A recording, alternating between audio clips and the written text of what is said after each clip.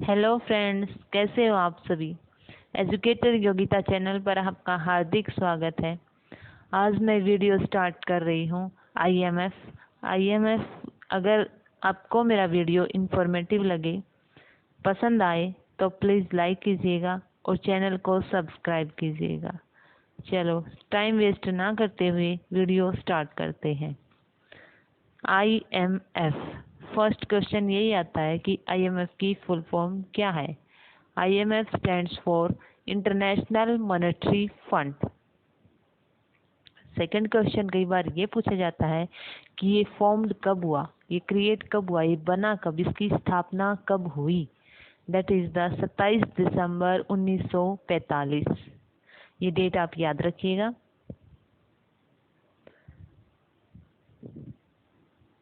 चलिए next slide डालते हैं। सबसे पहले हम इसका इंट्रोडक्शन देख लेते हैं। हम जैसे ही आईएमएफ की जिक्र करते हैं हम सीधा ही चलते कि आईएमएफ 1944 में कॉन्फ्रेंस हुई, फिर 1945 में बन गया, फिर ये लेकिन इसकी हिस्ट्री कोई नहीं जानता। लेकिन अगर आप डीप में जाना चाहते हैं, अगर नेट की प्रिपरेशन कर रहे हैं तो इसको जानना बहुत ज़रूरी है, क्योंकि एक दो बार क्वेश्चन आया भी है इससे। हम इसका इंट्रोडक्शन देख लेते हैं। सबसे पहले देखिए, फर्स्ट वर्ल्ड वार कब हुआ था। 1914 से 1918 तक।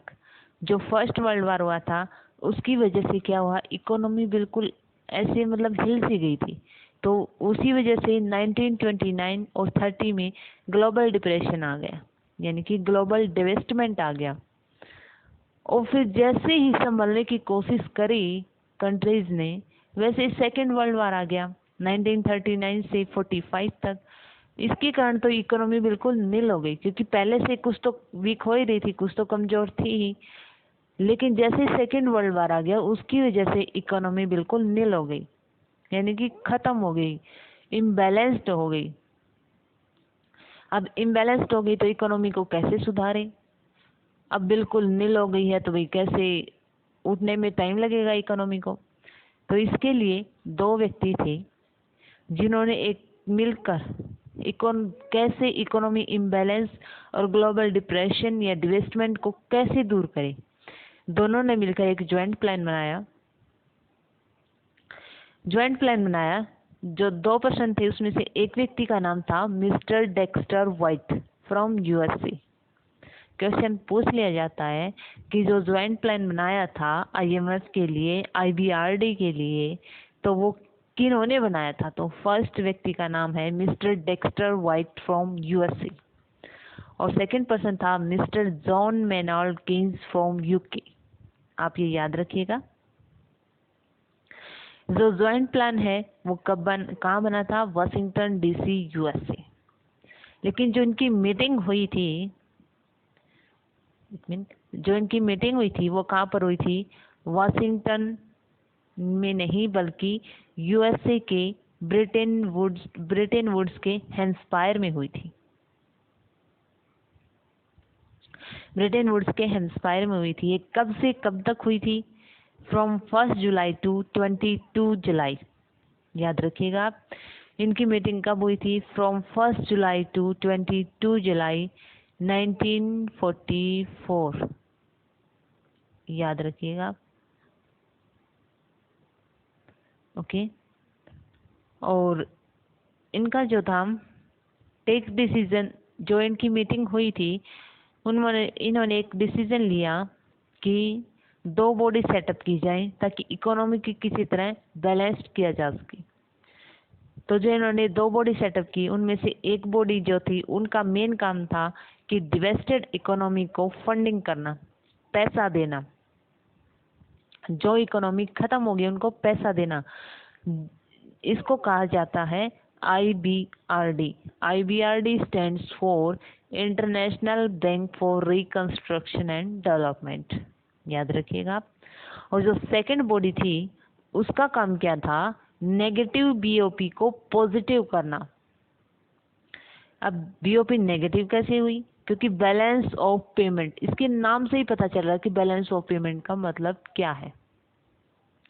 बैलेंस ऑफ पेमेंट का मतलब ये है कि जैसे एक इंपोर्ट और एक्सपोर्ट हो रहा है, तो अगर हम एक्सपोर्ट नहीं कर रहे, सिर्फ इंपोर्ट आ रहा है, तो हमारा उधार यानी कि क्रेडिट ज़्यादा हो जाएगा, यानी कि हमारी इकोनॉमी, हमारा जो बीओपी है वो बिल्कुल माइनस चला जाएगा।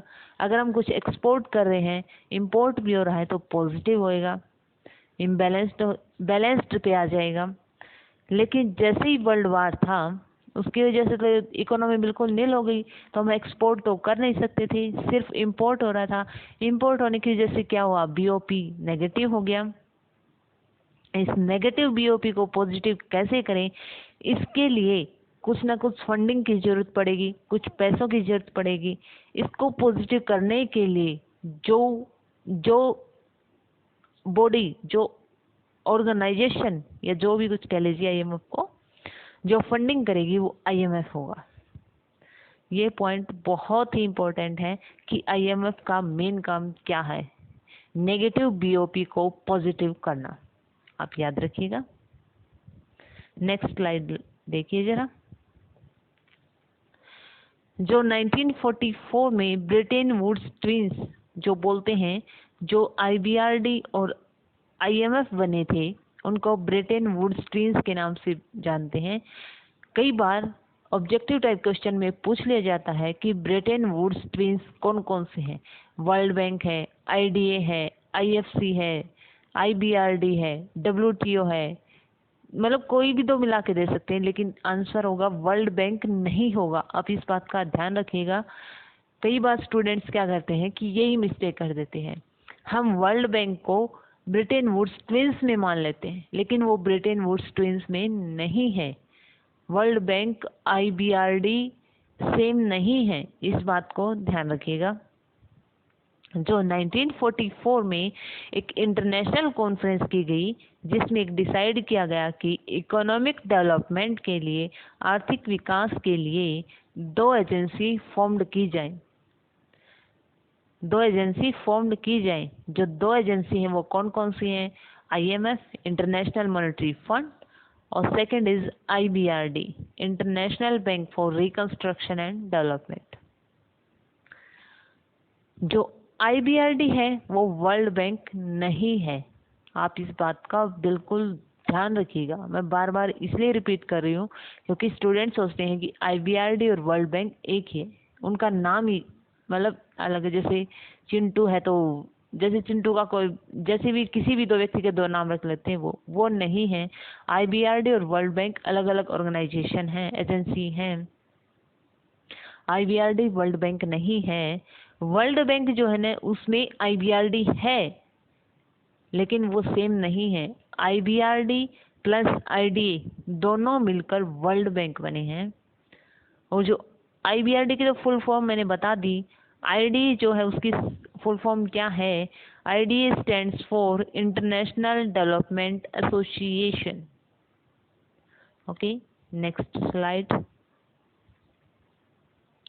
जो हमारा आईएमएफ कब बना था, ये मैंने स्टार्टिंग में ही बता दिया था आपको, 27 दिसंबर 1945। ओके, जो इनका काम था, बन तो गया था ये 27 दिसंबर 1945 को, लेकिन इनका जो काम था वो हमारा स्टार्ट हुआ था 1 मार्च 1947 से। काम कब से स्टार्ट हुआ था, 1 मार्च 1947 से, याद रखिएगा।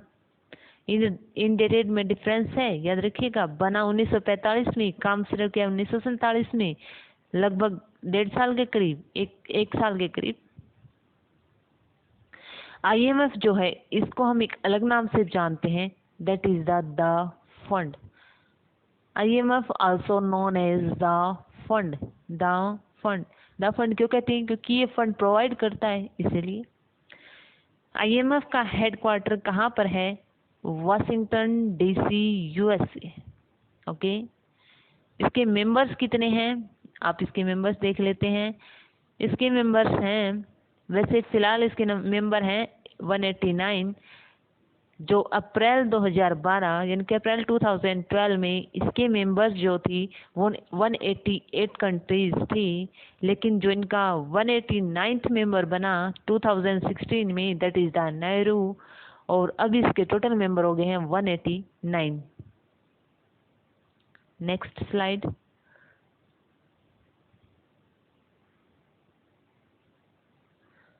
नेक्स्ट स्लाइड आगे है, देखिए जरा। ऑब्जेक्टिव्स ऑफ आईएमएफ, आईएमएफ के ऑब्जेक्टिव्स क्या क्या है।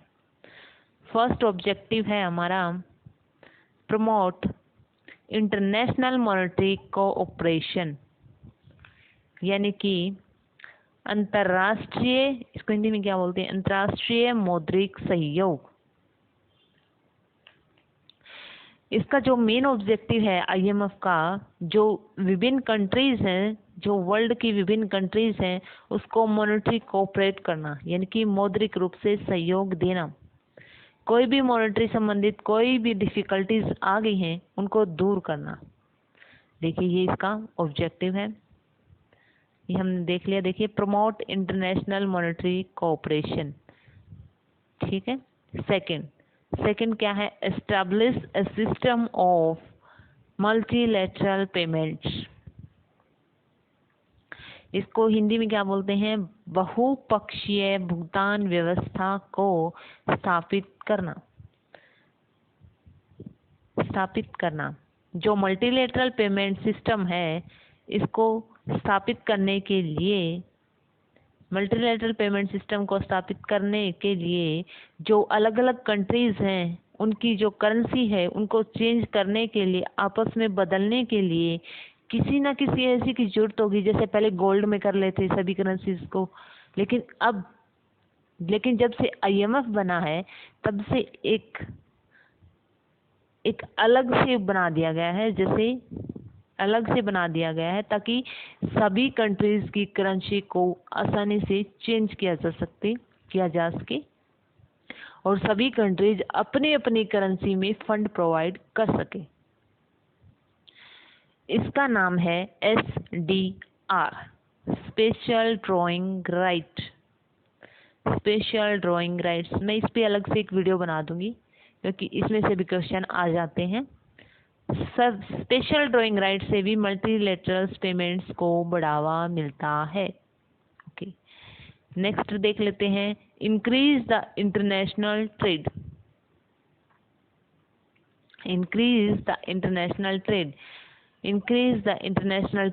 इंटरनेशनल ट्रेड कैसे इंक्रीज होगा, क्योंकि अपनी अपनी करेंसी में सब फंड दे देंगे, सभी अपना देंगे, इंपोर्ट एक्सपोर्ट कर सकेंगे आराम से, फंडिंग की जरूरत होगी तो ले लेंगे, तो इसके कारण ही जो हमारा इंटरनेशनल ट्रेड है वो इंक्रीज हो जाएगा। नेक्स्ट है provide aid to member during emergency, यानी कि इसका मतलब है, यानी कि कोई इमरजेंसी आ गई, अगर मेंबर कंट्रीज को कोई शॉर्ट टर्म मॉनेटरी हेल्प की कोई ज़रूरत है तो आईएमएफ उनकी मदद करेगा, यानी कि उनको फंड देगा। नेक्स्ट है reduce this equilibrium imbalance in BOP. ये मैंने पहले ही बता दिया कि आईएमएफ का मेन काम ये है कि नेगेटिव बीओपी को कैसे भी करके पॉजिटिव करना, यानी कि अगर हमारा इंटरनेशनल पेमेंट्स में कुछ इम्बैलेंस्ड हो गया है, यानी कि हम एक्सपोर्ट नहीं करें सिर्फ इंपोर्ट आ गया, तो बीओपी डगमगा गया है, तो उसको पॉजिटिव करने के लिए आईएमएफ फंड देगा। इसका मेन ऑब्जेक्टिव भी यही है, उसको कम करना, बीओपी को कैसे भी करके कम करना, इम्बैलेंस को। नेक्स्ट है promote improve sustainable economic development.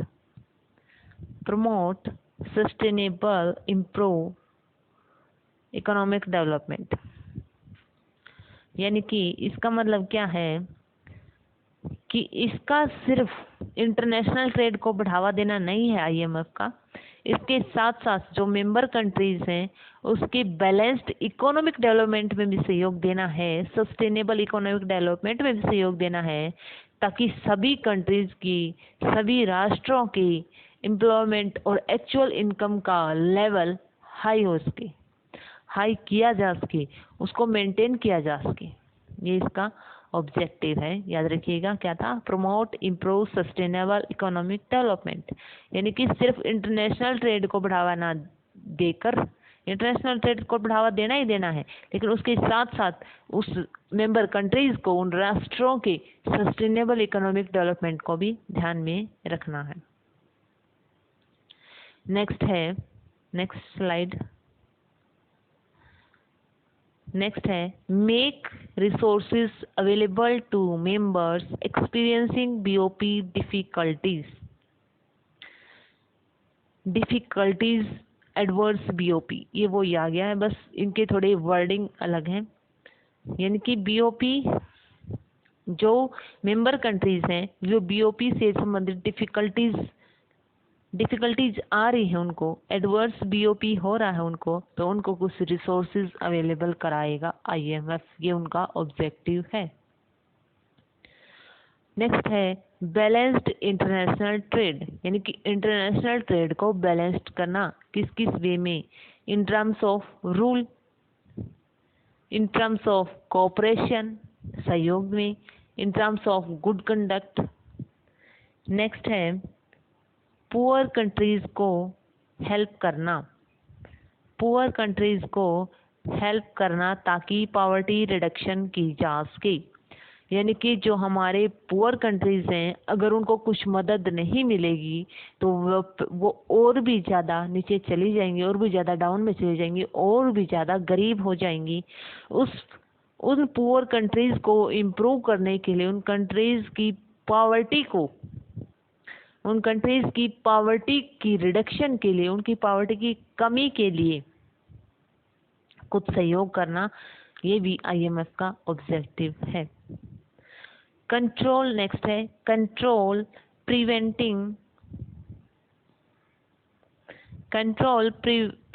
Spreading of financial crisis.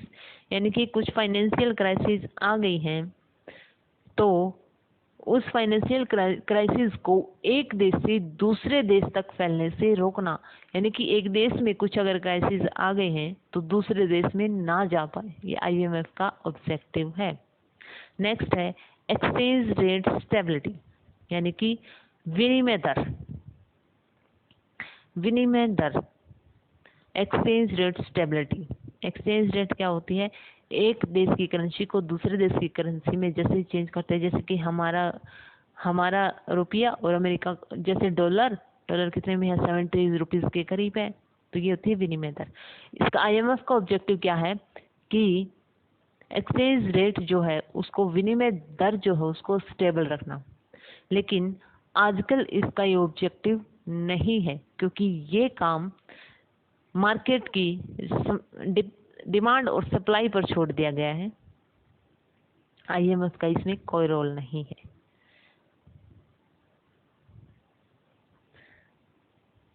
अब देख लेते हैं organisation and management. Organisation and management में क्या क्या आएगा इसका, यानी कि आईएमएफ का जो ऑर्गेनाइजेशन है,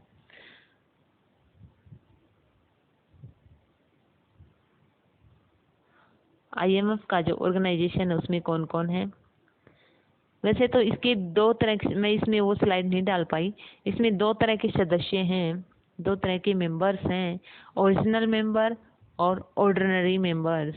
ओरिजिनल मेंबर्स जो होते हैं, ओरिजिनल मेंबर्स वो हैं जिन्होंने 1944 में, जिन देशों ने वहाँ भाग लिया था, यानी कि 44 कंट्रीज जिन्होंने भाग लिया था, उनमें भारत भी था, इंडिया भी थी, वो सभी ओरिजिनल मेंबर कहलाते हैं। लेकिन उसके पश्चात जितने भी मेंबर्स उसमें शामिल हुए हैं वो सभी ऑर्डिनरी मेंबर्स कहलाते हैं। यदि कोई भी देश, यदि कोई भी कंट्री बिना रिटर्न नोटिस देकर अगर फंड से अलग हो सकता है और नियमों का पालन नहीं करता, अलग तो हो सकता है लेकिन नियमों का पालन नहीं करता, तो उसकी मेंबरशिप रिजेक्ट कर दी जाएगी, समाप्त कर दी जाएगी। अब देख लेते हैं क्या है बोर्ड ऑफ गवर्नर्स। इसमें गवर्नर्स में देखो ये बता रखे हैं, ये गलती से डल गया यहाँ पर, ये 6 ओरिजिनल, एक मिनट,